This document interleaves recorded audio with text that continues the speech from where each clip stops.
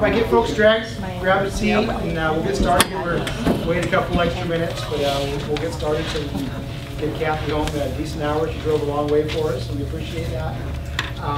If I could ask everyone to stand for the pledge and the prayer, please. You bow your heads, please. Father, we thank you for this day. And Father, we ask you for your blessing on this meeting tonight. Thank you for the freedom we have in our country. Pray that you will help us to be a better citizen and a better patriot. Father, we ask your blessing on our nation. We ask that you return us to a limited and just constitutional government. Please bless each person who came here tonight to listen to Cathie Adams. We're blessed to have her here tonight, and we look forward to hearing her message. Father, please give us forgiveness for our sins. We ask these things in the name of Jesus Christ our Lord. Amen. Amen. I pledge allegiance to the flag of the United States of America and to the republic for which it stands, one nation under God, indivisible, with liberty and justice for all. All right, I'd like to introduce Cathie Adams, Eagle Forum president and past president of the Texas Republican Party. I give you the floor. Thank you very much. Thank you. Why do you move the flag a little bit for folks to see the screen? Is the flag blocking anybody over there? You good? I can see it. Okay, perfect. Just making sure. Thank you. Thank you. Well, thank you so much for coming out tonight and for the very kind invitation. I love being back in Beaumont. It's been too long, actually. So thank you so much for your kind invitation. And I have to compliment you too. I think that you're doing a really good job in your elections. I can remember a number of years ago when it was really hard to elect a conservative. And today, you're represented by good people, but also you are training up your children in a way that they are doing the right thing in places like Queens, Texas. So, you know, it's wonderful what you're doing. But I want to get into a topic.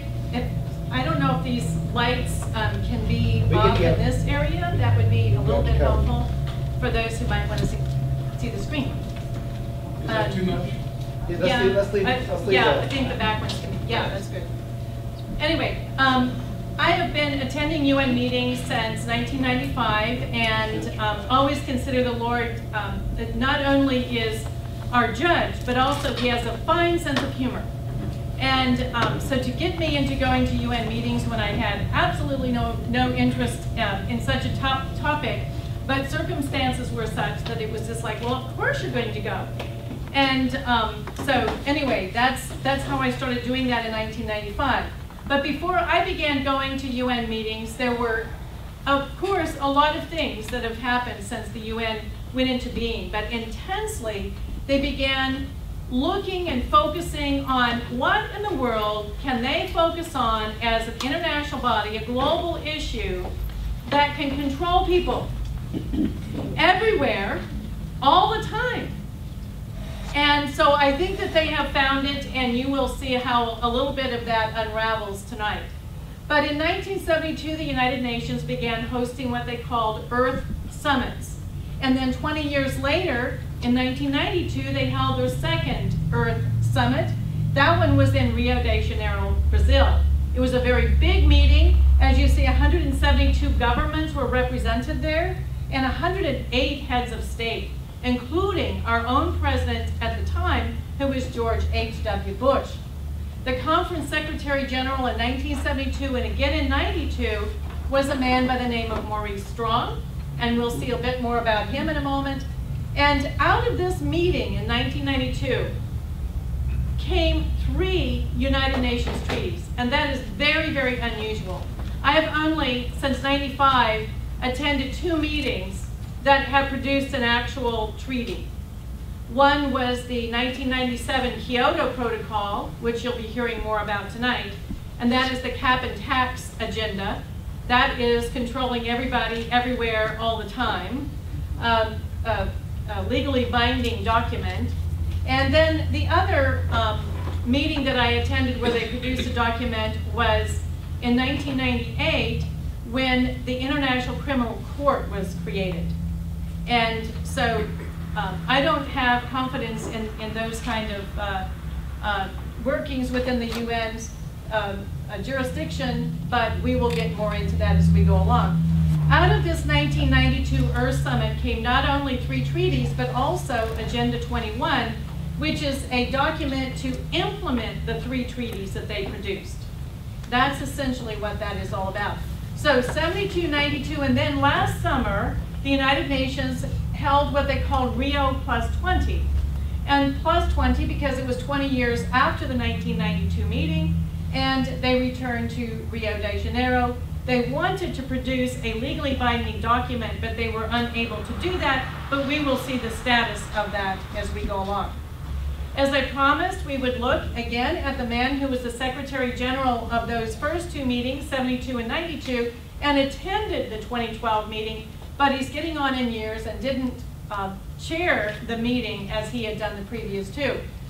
Canadian. We know that Maurice Strong is a Canadian, and as I go through these different slides, I think that when you are introduced to a person, it is important to understand what their political philosophy and what their spiritual philosophy is. That's how I assess these different people that I listen to. Politically, what Maurice Strong said was that current lifestyles and consumption patterns of the affluent middle class. What political philosophy targets the middle class? Communism. The Marxist agenda. And how does he describe the middle class? Involving high meat intake? Are we Texans or what? I mean, this guy does not understand things. Those who use fossil fuels, appliances, home and work air conditioning, and suburban housing, what is wrong with all these things? He says they're not sustainable. And we'll understand more what that means in a moment. So politically, we see that this man is targeting the middle class. And I thought it was so timely and yet unfortunate, but of the passing today of Maggie Thatcher. Because I hope that you have been hearing some of the commentary about some of the things that she stood for, some of the things that she said when she was in office. And she was targeted actually by this very same agenda. And she was very clear in saying what you want to do is make the poor poorer and for the rich to have less. So it is, again, creating really a 2-class system. It is the ruling elite. We have a president who's had how many vacations? How many golf trips? You know, the guy is forever spending our money going out on dates to New York City to watch a play. Anyway, but it's the ruling elite and the working class. That's what they want. They don't want the middle class because, and they will use this sustainable issue. Now, where is he spiritually? Maurice Strong is a very good friend of Mikhail Gorbachev. Mikhail Gorbachev, as you remember, was the former president of the USSR, the Union of Soviet Socialist Republics. And after leaving that office, he started something called the Green Cross. And it is the green agenda. In keeping with his Marxist agenda, now he is targeting the environment. The entire green issue is green on the outside and Marxist red on the inside. It's like a watermelon. But we also know from Mikhail Gorbachev is that he is an unabashed atheist. And the green agenda actually is written into a document called the Earth Charter. And it's very short, you can find it online. But when one woman, an artist, read it, she said, this is such a holy document that I'm going to construct this ark. Wow. And so that ark was presented in 2002 in Johannesburg, South Africa, to encase the Earth Charter. Blasphemy. Yes, it is blasphemy, but these people worship the creation, not the creator. That is the green agenda. They also will inject at times Gaia worship or earth worship. That's why our children are being taught now in public schools to capitalize the E of earth. It is an object of worship rather than worshiping the creator. New Age. So, yeah, it is New Age. So you're understanding something about these characters that develop these kind of ideas. So in between these meetings, the 72 and 92 meeting, right in the middle, the United Nations wanted to give a shot in the arm to the whole agenda the whole green agenda. So they hosted this meeting in 1987 called the World Commission on Environment and Development. At that meeting, this book in the top left-hand corner was drafted, and the person heading that meeting was Gro Harlem Brundtland. That is a woman. She is Norwegian, and she says about herself that she is a humanist. So we know that she wants to become her own God. She also was the first vice president of Socialist International, so we know politically she's a socialist, and we know spiritually that she is a humanist. Now, here's what she said about her goals for this entire commission. Changing the attitudes of people everywhere is a fundamental prerequisite if the priorities of human society and therefore of human government are to be rewritten. And I met your gentleman tonight who's teaching the Constitution. The last thing we want to do is rewrite the U.S. Constitution, and that is what this woman, Gro Harlem Brundtland, wants to do by restructuring our society using something called sustainable development. This is the first time that that phrase was drafted, sustainable development. And again, it is in this picture, as you see in the top right-hand corner, social, environmental, and economic equity. But you can also, as our president often does, interchange the word equity for justice. You see, it's much more deceptive if someone says to you, I want economic justice. You may not understand he's calling for economic equity, which is flat-out Marxism. So if he uses the word justice, then it plays better to the naive. Sustainable development, according to the United Nations, again, environmental, economic, and social equity or justice, interchange those two words, but it means development that meets the needs of the present without compromising the ability of future generations to meet their own needs. Sounds innocent enough. Except when you understand how it works, it isn't innocent at all. It is a framework of rules and regulations that limit the behavior of individuals, businesses, and organizations to activities approved by government. That is the key. So that teaches us something else.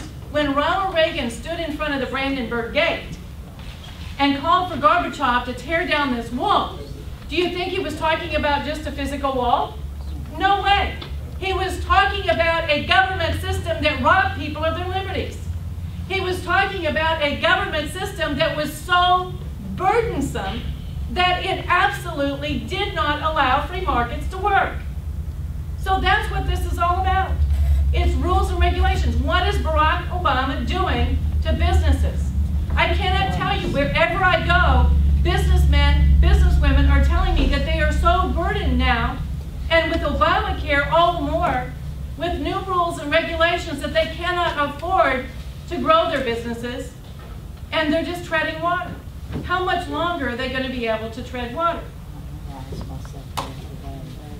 Here is a girl's t-shirt at a meeting I attended in Cancun, Mexico just a couple of years ago. She was very proud to turn around and let me take a picture of that t-shirt calling for sustainable development.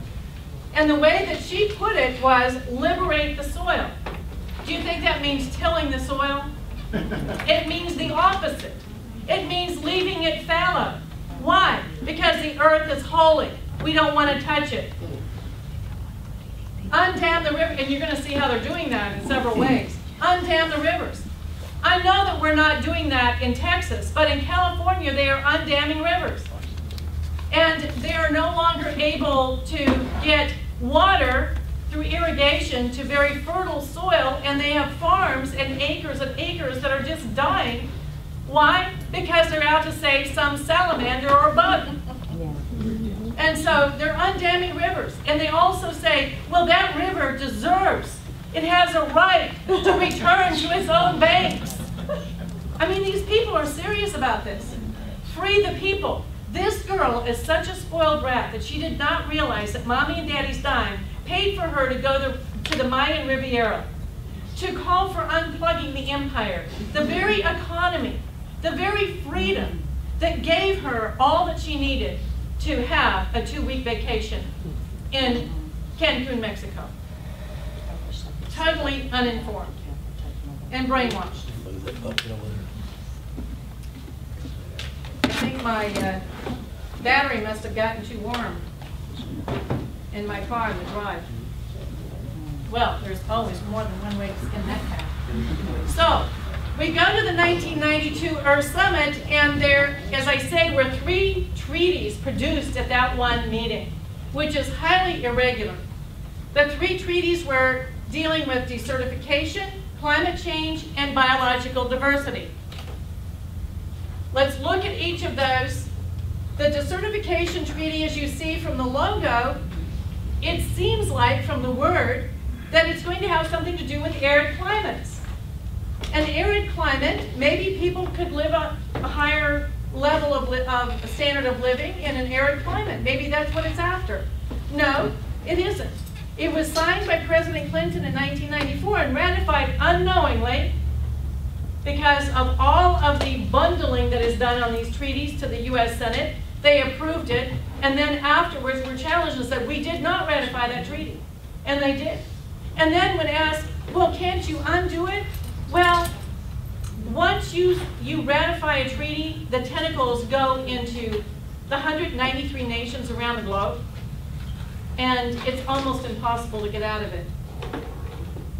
It also gives, and this is the onerous part, gives control over natural resources to the United Nations, controlling 70% of the Earth's land. So this is not just an innocuous treaty. It is very important. The second treaty is called the Climate Change Treaty. This is why George H.W. Bush went to Rio de Janeiro. He went to sign 2 documents. One was climate change, and 2 was Agenda 21. So if anyone tells you that, oh, well, Agenda 21 is just a soft law document, it's not even a treaty, it came out of the UN, why do I care? Well, why did George H.W. Bush, President of the United States, go to Rio de Janeiro to sign the document? You're a traitor. Well, let me also ask you, did he not also call for something like a new world order in a State of the Union address? Amen. I am Sure telling did. you folks that this climate change treaty is exactly the new world order. And so you will see more of that as we go along. It was signed by him in Rio de Janeiro. It was ratified by the United States Senate the same year. It then was the forerunner of the Kyoto Protocol. And as I say, I watched that one happen in Kyoto, Japan in 1997. It has not been ratified, but because the United States is part of the Climate Change Treaty, we still sit at the table of negotiations concerning Kyoto. Kyoto sunset at the end of 2012. But they're working on a new one. And that's what you're going to see next. But in 2009, something was added under this climate change treaty, not only a legally binding treaty, the only one under the UN Framework Convention on Climate Change, a legally binding treaty, which was the Kyoto Protocol, which simply said that, okay, we've got 193 members of the United Nations. 37 of those nations are going to be bound. So that if that country wants to grow a business or establish a business, you're going to have to get the right to do so to emit greenhouse gases from some other country. For example, Russia closed down a whole lot of industries right after the fell of communism there. And so they had a lot of businesses that had shut down, and so they were no longer emitting the dirty gas. And so the United States, in order to build a business or grow a business, would have to buy the right to do so from a country that had downsized their greenhouse gas emissions.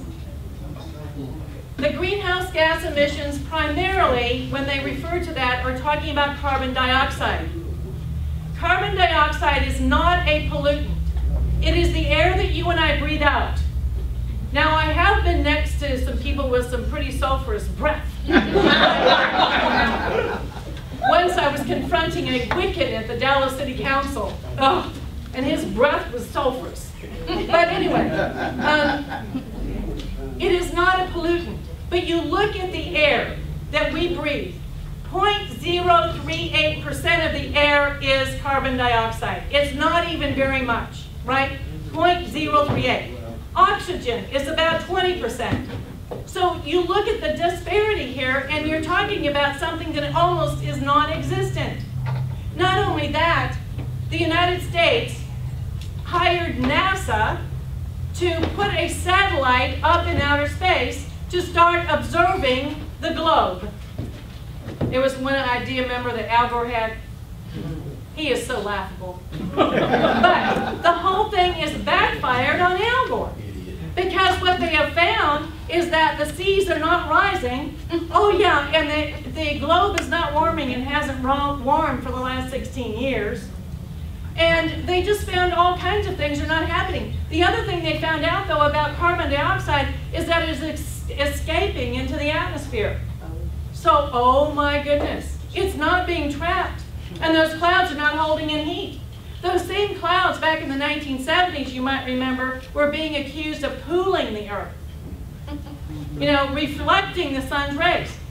Let me let you in on God's sense of humor here. There are three things that control the climate. Three primary things. One is sun activity. That is the primary thing.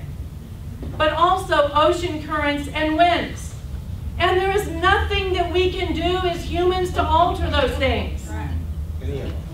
As a matter of fact, I have stood at the southern tip of the African continent, and folks, I've never been so afraid in my life of the wind. Because when the warm water and the cold water meet, it can blow you over. The people there have found that they can put up lighthouse after lighthouse after lighthouse, and guess what? They get blown down. So all of man's ingenuity can't even put up a lighthouse. Why? Because of ocean currents. Folks, these things are powerful. Right now, we are not smart putting up windmills. We're not smart. They would not exist if it wasn't for your money paying for them and subsidizing them. They're not smart. But it makes us pound our chest when we go around the country and say, we got more green energy than anybody else. Yeah, and how many billions is it going to cost us to get that wind into use? You know, it's so far away from anything. Oh, and the other fact is, those windmills are being turned mostly by natural gas because the wind doesn't always blow. So, I mean, this is just, it is crazy what's going on, but that's what the Kyoto Protocol was about, and you're going to see that it doesn't get much better as far as their scheming is concerned when we have Barack Obama in the White House. And it also makes me very disappointed that we did not have a presidential candidate the last time or the time before that we could hear articulate these important issues. Because I truly believe that the American people would not have elected Barack Obama if they knew what the differences were. So anyway, the other thing that is under this legally binding treaty is a Green Climate Fund.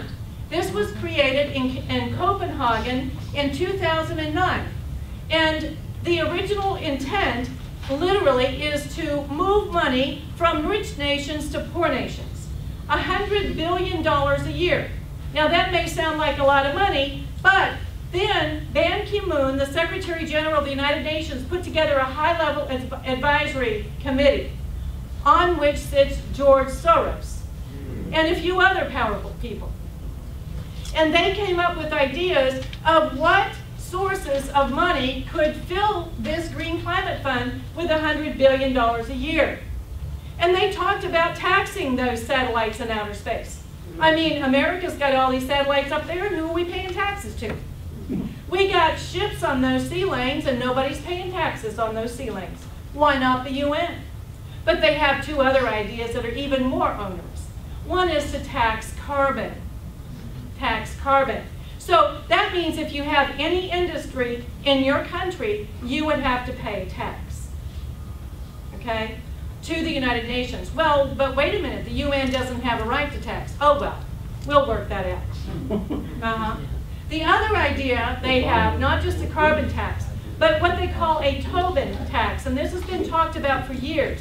It's a tax on international monetary transactions.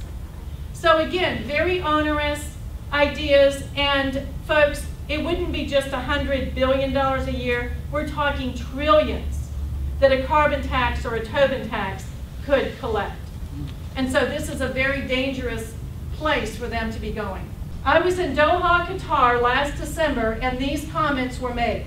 We will depart Doha with another concrete step in the right direction. What's the right direction according to the executive secretary? The complete transformation of the economic structure of the world.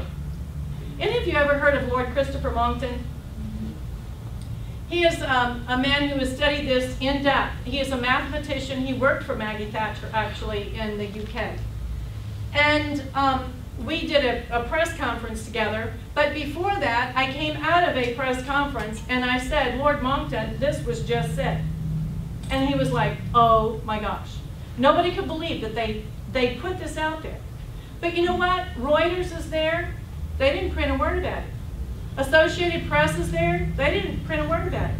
So I, little homemaker Cathie, who goes with her press credentials, went to my hotel room, and I wrote about it, and I sent it out to a few thousand of my friends on Facebook and Twitter and, whoever else. But folks, these are big things. Let me tell you that Christiana Figueres is the sister and daughter of two former presidents of Costa Rica. Her brother today is deeply invested in green energy, just like Al Gore is. They're getting rich off of this. Little sister makes this happen, and big bro makes bundles of money. Now, don't you think that should matter too? I mean, I don't know of anybody else who's ever talked about it or written about it. And I don't have far enough reach, but anyway.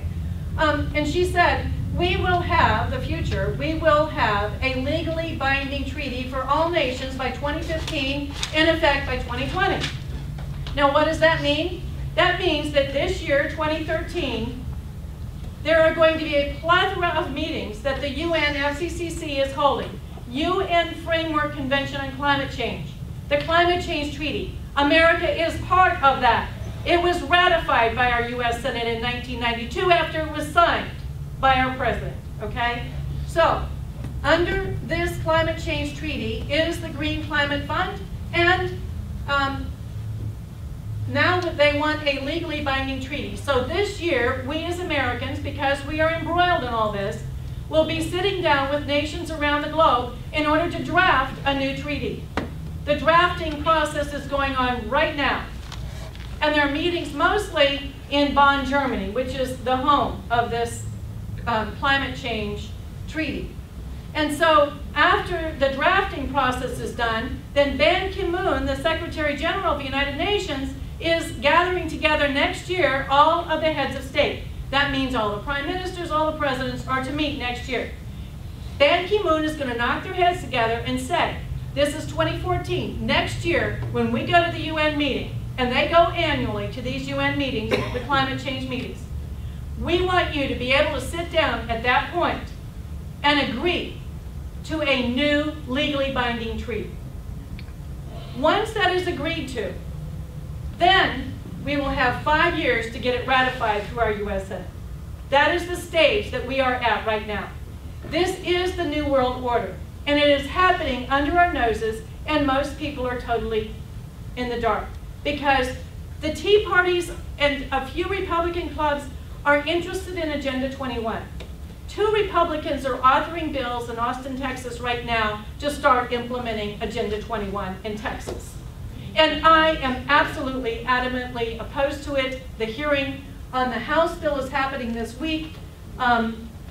Linda Harper Brown from Irving, Texas is the House author, as well as Jim Keffer, who is one of the Strauss lieutenants, Jeannie Morrison from Victoria, Texas, and then a couple of Democrats, Mando Martinez and Eddie Lucio III. Now, the co-authors are Jessica Farrar and Elliot Nashdat, 2 of the most liberal members in the State House. Okay? Then you go over to the Senate, and you have, as main authors, 2. Rodney Ellis, the most liberal of all, state senators from Texas, and you also have Bob Dewell, a physician from Greenville, Texas, who is a Republican. So that is going on right now. It would be for the first time putting into Texas law any part of Agenda 21. It is called Complete Streets.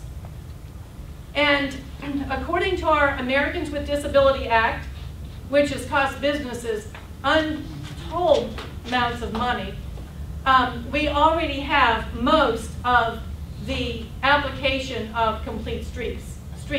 The other part that they want is on every highway and every street in the state of Texas to have a bicycle lane. Now, why? Because we're going to get out of our cars. They're going to have their way eventually, they do believe. We're going to get out of our cars and we're going to be in bicycles. Okay?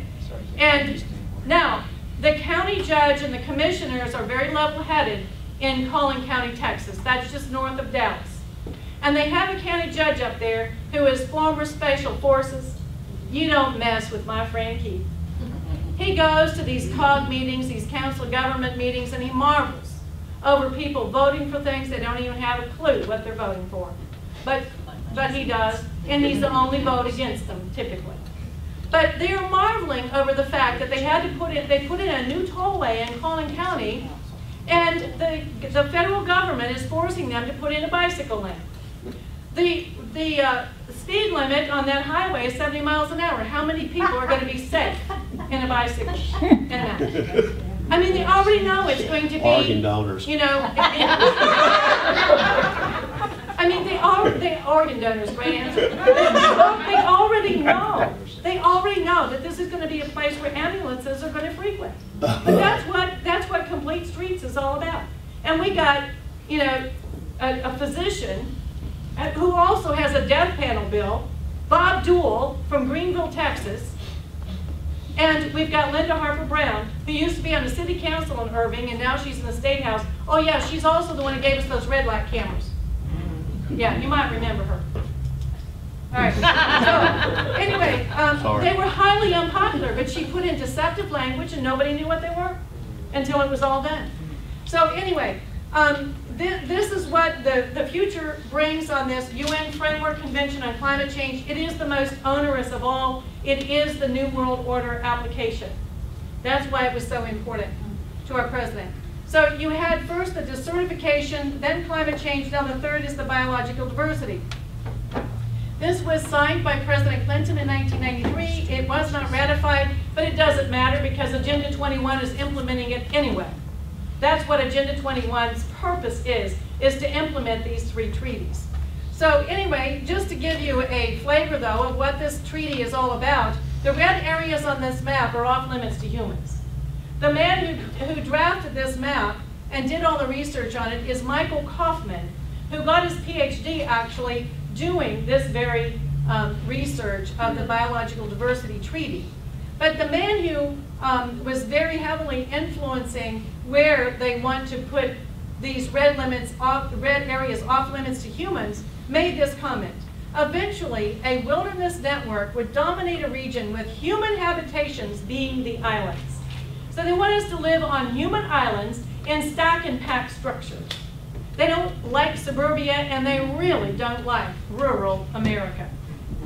So then that leads us to Agenda 21, which is the document, a 300-page, 40-chapter blueprint for implementing sustainable development. Those three treaties are sustainable development. So this is all very much planned out, and as I said already, President Bush not only signed the Climate Change Treaty, but he also signed Agenda 21. It is not a treaty, it is a soft law document. The reason why we are bothered with it is because of this. An executive director by Clinton, after Bush left office in '92, and Clinton is sworn in '93, the first thing he does is an executive order to create the President's Council on Sustainable Development. And the way it works is that whenever you apply for federal money, which of course you know our taxes go up to the feds and then we're supposed to get it back, well, when they send it back, it comes with all kinds of strings. The strings are embedded in the federal bureaucracies. It's not just the EPA, the Environmental Protection Agency. It's every federal bureaucracy where these strings are attached. Every dime that comes back to our state or county government or local government has the strengths to implement Agenda 21 or sustainable development. You see how it works? I haven't lost you, right? Okay. Now, the goal is economic, environmental, and social equity. That is very clear. You will still find this President's Council on Sustainable Development online. You'll find a website where it was. But today, it is still embedded in the federal bureaucracies because it's not like a law that can be repealed. What Ronald Reagan did when he was doing a very good job, an admirable job of shrinking the size of the federal government, was he also issued an executive order, but his was to direct the Office of Management and Budget to go into the federal bureaucracies and get rid of the largesse. That's how he did it. And so that's what we will need again in a new president. The President's Council on Sustainable Development has a "we believe" statement. 16 points. I have some of them here for you to see. The most onerous of all the points is the first one, in my opinion, which is we need a collaborative decision-making process.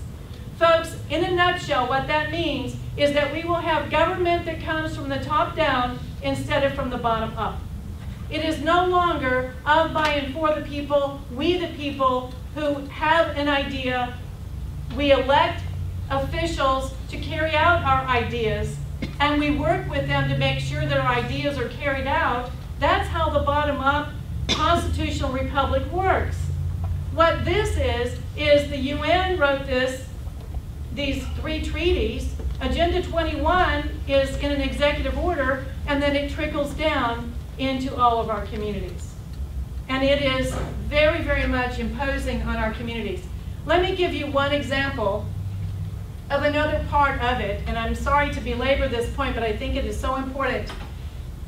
I went to a city council town hall meeting one evening in Dallas, and we were supposed to be talking about a bond package. And so the idea was we were going to beautify Dallas. So the first thing they did was to break us up into small groups. And I knew when they did that they were going to facilitate us. Anyone been facilitated? Oh, I absolutely do not like that process. It's manipulation. And so they broke us up into small groups, and then they would start asking us questions. What do you want to see Dallas look like in the future so that we can have a beautiful city?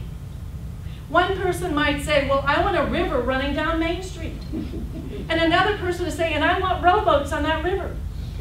And then, when all of this is said and done, they've got all these sticky notes up all around the walls, like, oh, this is what we all want to dream about so that Dallas can be a beautiful city. And then they start going individually in our small groups asking us, how much are you willing to vote for as a bond package? And so they ask people in my group, and one might say, well, I'd vote for $20 million. And the next say, well, you're a cheapskate. And another would say, I'd go for $80 million. You guys are all a bunch of cheapskates. And then they got to little homemaker Cathie and asked her how much. And I said, 0. You've not made your case. I don't know how much that river's going to cost or even how much one rowboat costs. And you're expecting me to vote for something on a ballot. That night, there was a man who followed me out of that meeting. And he said, I have a degree in city planning, but I didn't know I could say 0. You're right, they didn't make their case. What happens is the United Nations uses this process called the collaborative decision-making process in order to intimidate opposition into silence. If I had spoken throughout that meeting and said, well, wait a minute, how much is that river going to cost? Oh, wait a minute, how much is that rowboat going to cost? Well, you're kind of dumb, aren't you? You know, I got a master's in business. What's yours? You know? How about bouncing a checkbook? You know? But they intimidate you into silence. You know, you don't want a beautiful city, do you? We know what you're all about. You're just here to just be a naysayer. We don't like you. So you better shut up and just be quiet, because we're just going to make you feel like a fool if you say anything more. That's what they do. At the UN meetings, that's exactly what they do. They are tedious, they are boring, And they go incrementally, one word at a time through documents. And then when it's all said and done, the facilitator decides when consensus is met. So many Americans say, well, I think we ought to quit giving, well, I mean, we all want the UN shut down, right? I mean, that's not question. But people also say things like, well, we should quit giving money to people who don't vote with us at the UN. And I'm like, well, they don't even cast votes at the UN hardly ever. Now, this last week they did because Barack Hussein Obama wanted to get reelected and he didn't want the Second Amendment to come up and the arms treaty to come up until after he was reelected. So there was a vote because of his delay tactic. But that is extremely rare. They reach consensus. It is intimidation. It is Marxism. It is the collaborative decision-making process. Another thing that they do is they're talking about is integrated policies to achieve what? Social, environmental, economic equity. Right there in their We Believe statement. Stabilize global human population. Folks, you know, if you would listen to these people, you would think we've got an overpopulation problem in this world. Matter of fact, every year the United Nations comes up with this number. Last year they said, number 7 billion was just born, a little girl in the Philippines. They said that this last year. They don't know how many people are around this globe. They have no idea how many people. Probably the United States has the best census of any nation around the world, and I give them as little as I can, and nothing if I could get by with it. And so, you know, this whole stabilizing global human population is just another tactic of making people feel fearful so that they can control them. And we don't want to buy into that. And then the last one I think that you're going to pick up on real quickly, educate citizens to understand and support. Wait a minute, is that brainwashing? Pretty much. Yeah, I think so. Educate citizens to understand and support the interdependence of economic prosperity, environmental and social equity. There we go. Sustainable development. That's what sustainable development is. That was the executive order, sustainable development. Agenda 21 is the blueprint for sustainable development. It is green on the outside, Marxist red on the inside, like a watermelon. It is a facade for the Marxist agenda. The collaborative decision-making process versus the democratic process. I'm not talking parties here, you know. But you elect and hold to account whoever you elect. But in the consensus process, there's no choice in who represents you. And I was talking with someone before the meeting began tonight. They understand how the European Union works. They elect their own officials that may represent them in London or in Berlin or one of the other nations that are members of the EU. But 85% of the laws in those nations are now coming out of unelected bureaucrats in Brussels, Belgium, because they bought into the EU. And so this is the whole process. It's consensus. And they have no choice in who represents them. There's no agreement, but there's an absence of expressed opposition because they silence you by intimidating you. There's no argument or debate, and it's spread like grants to every community. Here is a smart growth plan that is, as you see, almost 1,500 pages. It was a federal grant that funded this. The American Planning Association is the one who drafted it. And the common theme is government control of land use with no regard for private property rights. So this is where Complete Streets comes under this heading. Complete Streets, the bill that is having a hearing tomorrow in Austin, Texas. Yes, Tuesday. Tomorrow in Austin, Texas, it comes under this agenda right here, smart growth. That was a result of a federal grant. Here is what the United Nations thinks about property rights. And may I remind you that the #1 item on the Communist Manifesto is doing away with private property rights. So here we are. Land cannot be treated as an ordinary asset, controlled by individuals and subject to the pressures and inefficiencies of the market. Private land ownership is also a principal instrument of accumulation and concentration of wealth, and therefore contributes to social injustice. Public control of land use is therefore indispensable. So you see, this jargon has been around since at least 1976 at the United Nations. It is a place that was founded by Marxists and is today continuing to be run by Marxists. Their agendas are not anything to do with our form of government. They want to corrupt our form of government. They have, at the Environmental Protection Agency, just to give you an example of this, visioning and challenge grants, and what they do is they call together stakeholder groups. So it's no longer we the people and the bottom up. What they do is they predetermine the outcome, and then they call stakeholders together. Business, finance, education, local government officials. They call them together, and then they have this foredrawn conclusion, and they continue to feed these people enough information so that they all conclude the same thing. I saw this used at length with something called Goals 2000, an education process, an education program. And it was originally and ultimately intended to give us a national curriculum. Thank God for Rick Perry, who said no to a national curriculum. Unfortunately, C-Scope went around it, and stabbed him in the back, as well as every American, every Texan. But anyway, these stakeholder groups, what they do is they give them just enough information so that they conclude exactly what the foredrawn conclusion is. That's how it works. And they have the facilitators. And they build a broad commitment. And again, if you stand against any part of this along the way, then someone is going to look at you as though you're a disagreeable person, you're not as bright as the rest of them are, and you really just don't need to be part of this process at all. And it is very, very Marxist in its ideas. There is an organization that was started by the UNEP, the United Nations Environment Program. And it is called the International Council for Local Environmental Initiatives, or ICLEI. ICLEI. You'll remember that because it's icky, okay? ICLEI. What can be international and local all at the same time? It's really telling you that they're bringing an international agenda and putting it through at the local level.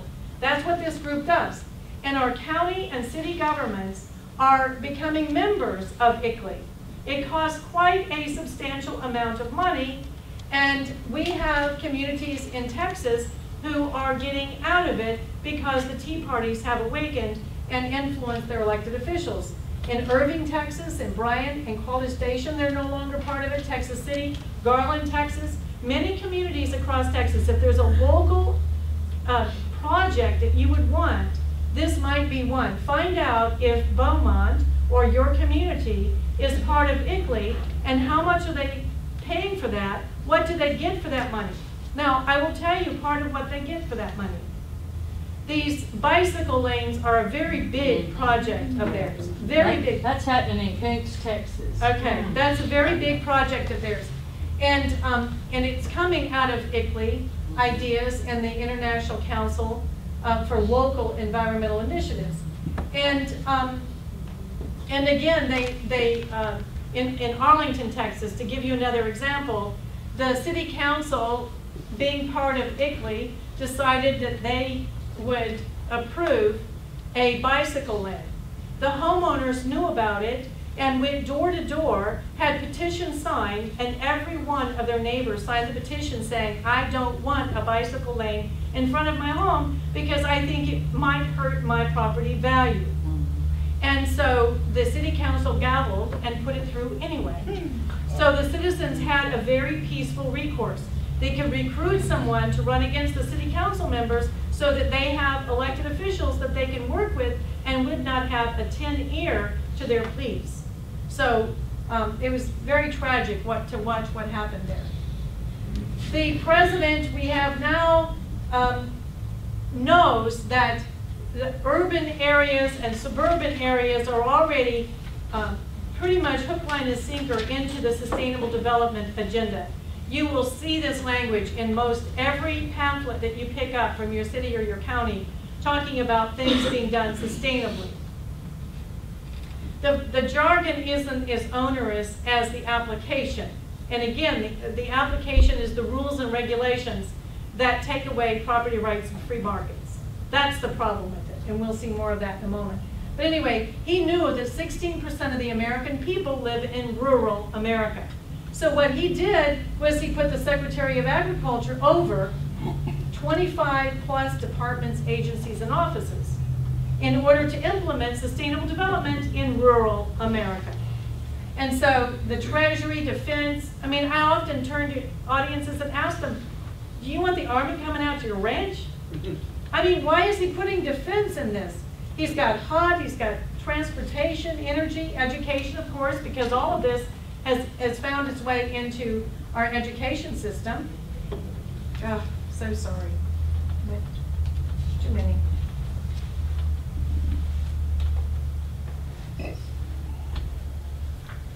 And Homeland Security is part of it. You see all of those 25 departments, agencies, and offices.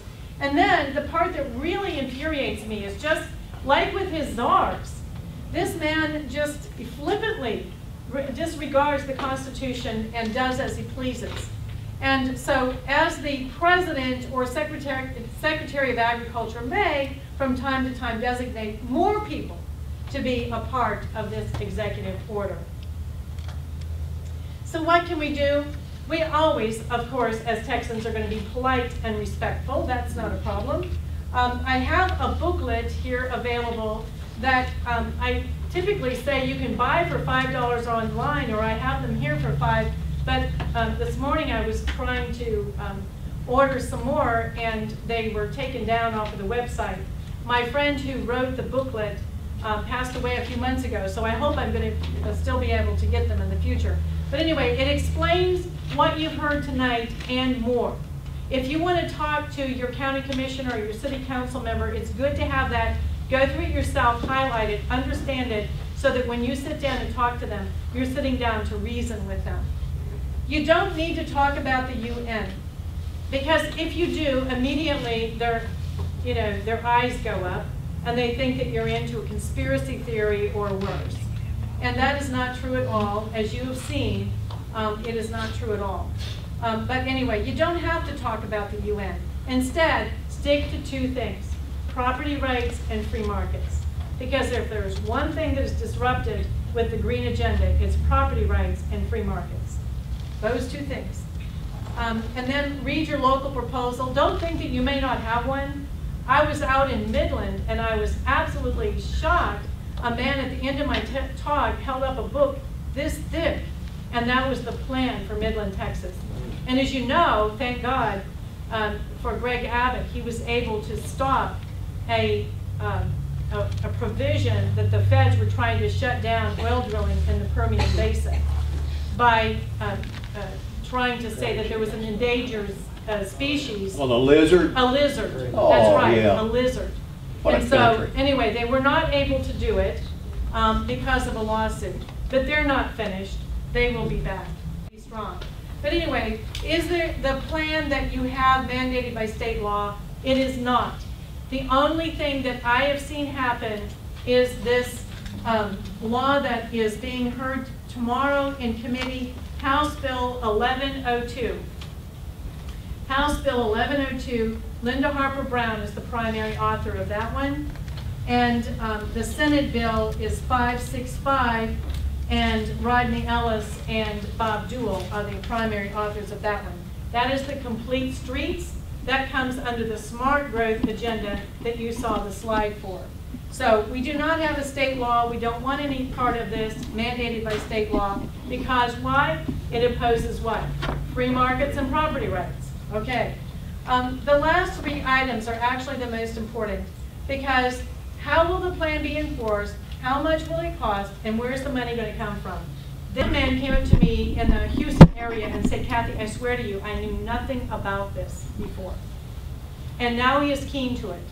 My friend Keith Self, who's the county judge in Collin County, is now keen to it. He's alive on this issue. And his county commissioners are as well. One of the county commissioners, I think, has heard me talk about this about 3 different times. So they're very interested in it. In the Houston-Galveston Area Council, I don't know if that's who you're a part of? No, you're not? Okay, well, in that group, there are a number of county commissioners who are now informed about this issue, and they are going to be pushing back, and a couple of city council members too. So people are working from the bottom up on this in order to push back. And once they understand that this is a top-down scheme, the collaborative decision-making process is a top-down scheme, and that an executive order is where all of this mischief stems from, then we can go about pushing it back.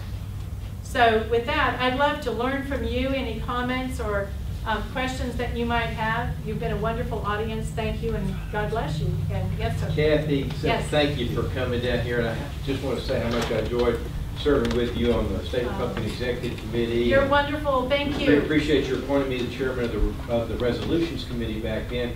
One thing I've always admired about you, Kathy, you don't just have opinions, you back up your opinions with well-researched facts, and you haven't disappointed me or us in your presentation today.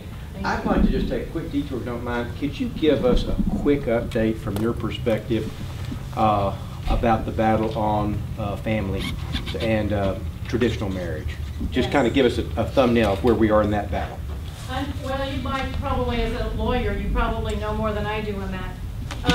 Unfortunately, the Prop 8, which was the people's vote in the state of California that said that marriage is going to be between a man and a woman, has gone before the U.S. Supreme Court. It looks as though, at least from the questioning of the court, that one might receive a more favorable response than DOMA, the Defense of Marriage Act. So those two things were before the U.S. Supreme Court. Our president is not defending them. The Defense of Marriage Act was a law that was passed when Tom DeLay and Dick Armey, I think, were in leadership in the U.S. House, and it was signed by Bill Clinton. And it simply said that states have the right and authority to not only pass their own laws defining marriage, but also they have the authority to reject laws from other states that would impose same-sex marriage on their states. Texas has not only a law, but also a constitutional amendment. So we have worked extremely hard on this in Texas. And so how this is going to come down, I think that they're going to try and cut the baby in half. What do you think? Well, you're probably right, and I'm concerned. Yeah. But I do appreciate you're always fighting for the right values and for our traditional family values. Thank you. It's really a privilege and an honor. I love Texans, so. And I get to meet people everywhere I go. I just wanted to say that I'm from Orange County, and we do have one of our Orange County commissioners here this evening, Jody Crump. Good. And Wonderful. he is familiar with Thank you so much. I'm so grateful for that. Thank you for what you're doing. Yes, ma'am. Yeah, I was talking to you earlier about the, Entergy had actually brought up there was an article about a year ago about having smart meters. Is that the legislation you're talking about?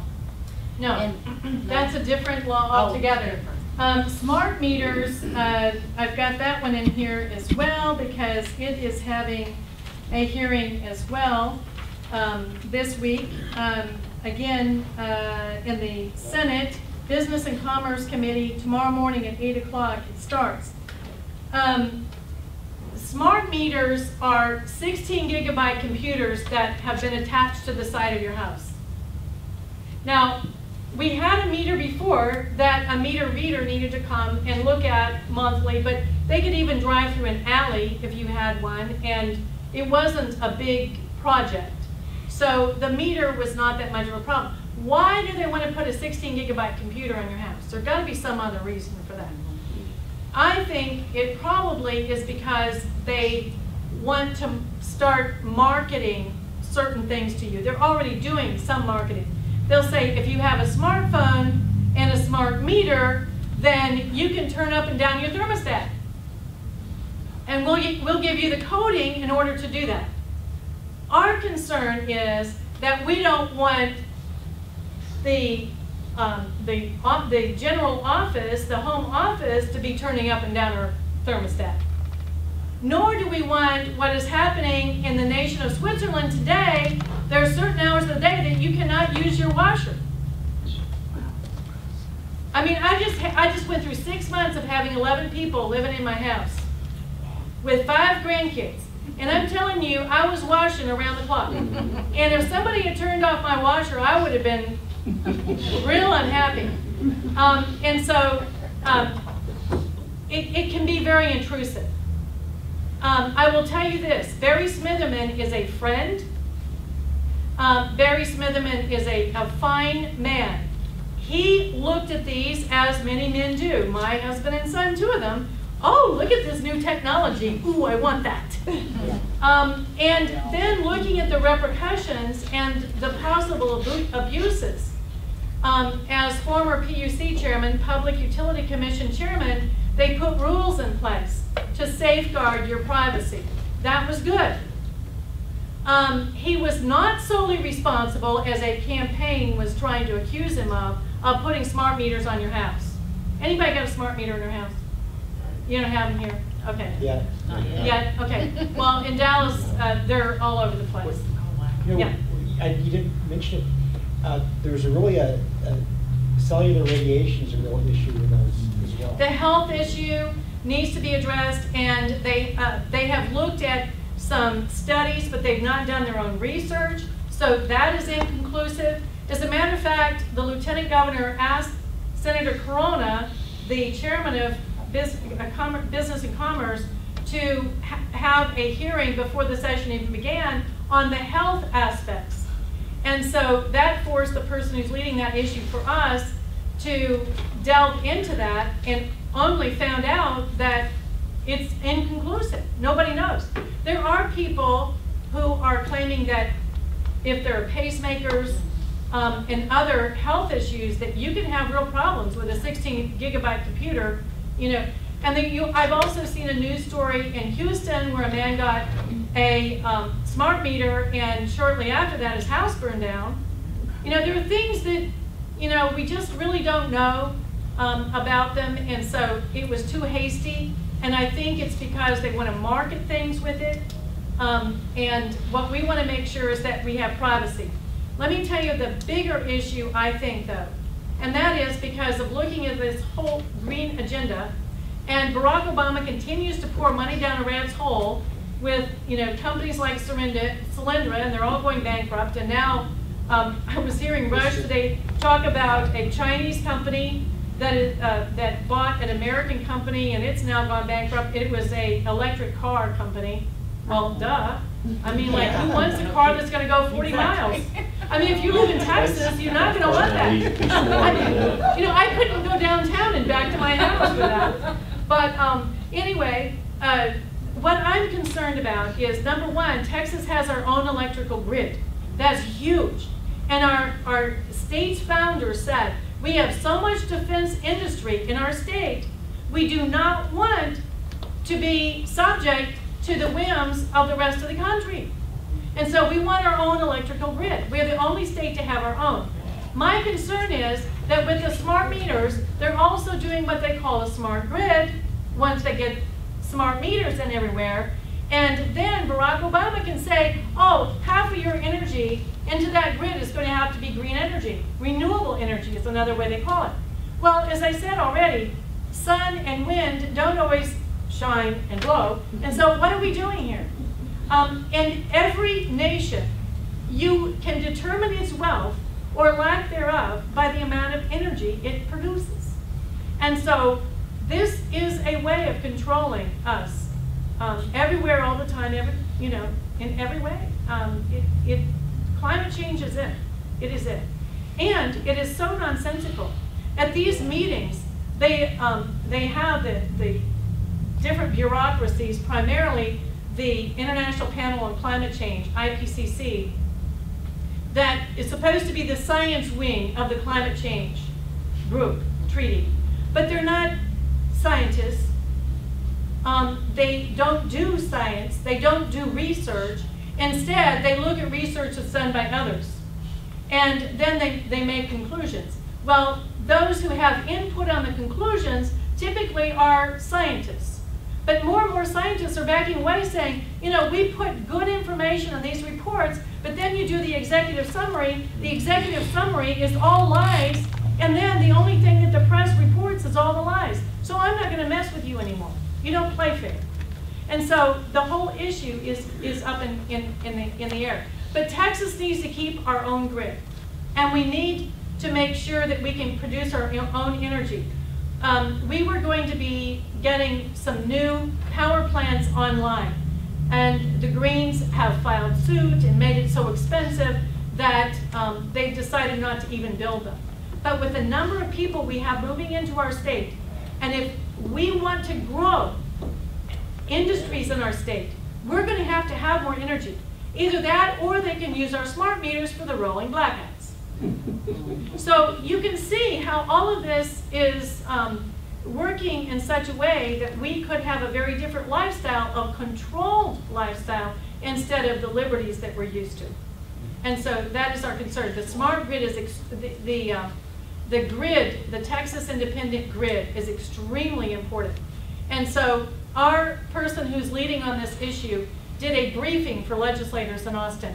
And she said, you know, I'm not looked at as much because I'm a homemaker. But she brought in a Harvard lawyer. She brought in a Harvard business guy, another guy who's a lawyer, and another guy who's an engineer. And they just laid out smart meters. And they said, this is what they are. This is why they could be very dangerous. And this is really where you need to draw the line on them. And so it was a great briefing, 1 hour briefing, very succinct for legislators. And they typically, doing a briefing like that for legislators, might get, 2 or 3 might show up. Well, this one they had 80. Because we put out the call and asked people to get their legislators to this briefing, and they had about 80 people. So it was great. Yes, you know, you mentioned your washing machine when you had your guests. Yeah. But for people in Texas, the air conditioning Yes. is going to be a bigger issue. Yes, yes. And they don't want us having our thermostats down to 72. You can move it up to 78. You know, I mean, this can be very onerous, and we want private property. The Fourth Amendment means something to me. Oh, I hate the TSA. Any other questions or comments? I'm having too much fun. If we're going to put a smart meter in your house, do you have any control over that? That's Can you say, no, I don't want the thing? Yeah. Well, the very person who's leading this issue for us said, I don't want it. And she put a big sign on it and said, you know, she told the man who came out to replace it, I don't want it. And then he left. And she put a big sign on it, said, no smart meter. Don't leave my meter alone. And I know people who've even put metal brackets over them to secure them. And they came out while she was on vacation and replaced it anyway. She said, now, this is my home. And I understand it's your company and I'm, you know, contracting with you for electricity, but this is imposing something on me that I asked to not get. So one of the things that in the bill would be that you can have an opt-out. And then they say, oh, well, you know, you're going to have to pay a fee because we have to come out and read your meter. We don't have to read everybody else's meter on site, but we have to come out. You're going to have to pay every month for that. So it's a disincentive for you to keep your own meter. And we are going to the mat and saying, oh, no, you don't need to charge us. You know, the whole system is socialized. The whole thing is shared. That part Why can't I take a smart picture of the meter, a smart camera, and read the meter and email it? Yeah, there you go. Well, I worked in offices where the equipment is rented, and so you, like a copy machine, and you write the number down of copies, and you send that to them, and they charge you accordingly. You could do the same thing with the meter. And then they could come periodically. But anyway, what we want an opt-out provision. If it's on there, we want the option of having it taken off. And if they have to come out and read the meter, we don't want to have to pay extra for it. Those are the things that we're going for, but we also want that independent grid maintained. And I will tell you that legislators are saying, nobody give up our Texas grid. I don't know what you're talking about. If it's not the law, is it in jeopardy? Yeah, it is. Even the Constitution. Yes. Anyway. They break the law. Yeah, they do. They break the law. Well, thank Particularly you. the president. Yeah, especially him. I did have one question, Kathy. Oh, yes. The things that you have spoke today really solidify the case for Texas independence. What are your thoughts on that topic? Well, I think that if we can elect the right people that are going to be standing for our state's independence and our 10th Amendment rights, then, you know, I think that we're in pretty good shape. No, I mean declaring our independence from the United States. Seceding. No, I mean withdrawing from the treaty. I don't think we need to secede because we were not annexed. We joined the Union by treaty, and I think we need to rescind the treaty, is my personal opinion. What are your thoughts on that topic? I'm not intelligent on that issue. I couldn't articulate it. But, I mean, I want our independence. And I don't want the feds coming down and sticking their nose in all of our business. And I don't want the PUC and, you know, all the rest telling us how to run our business. So I think that we have got to just keep pushing back at every level. You know, to find a, you know, one fix, I think is going to be very, very difficult. It's less realistic, but I like fighting with people.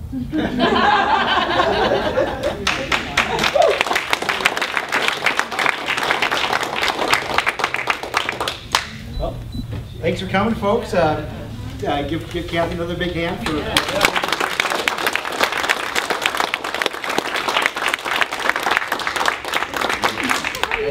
Good to see you.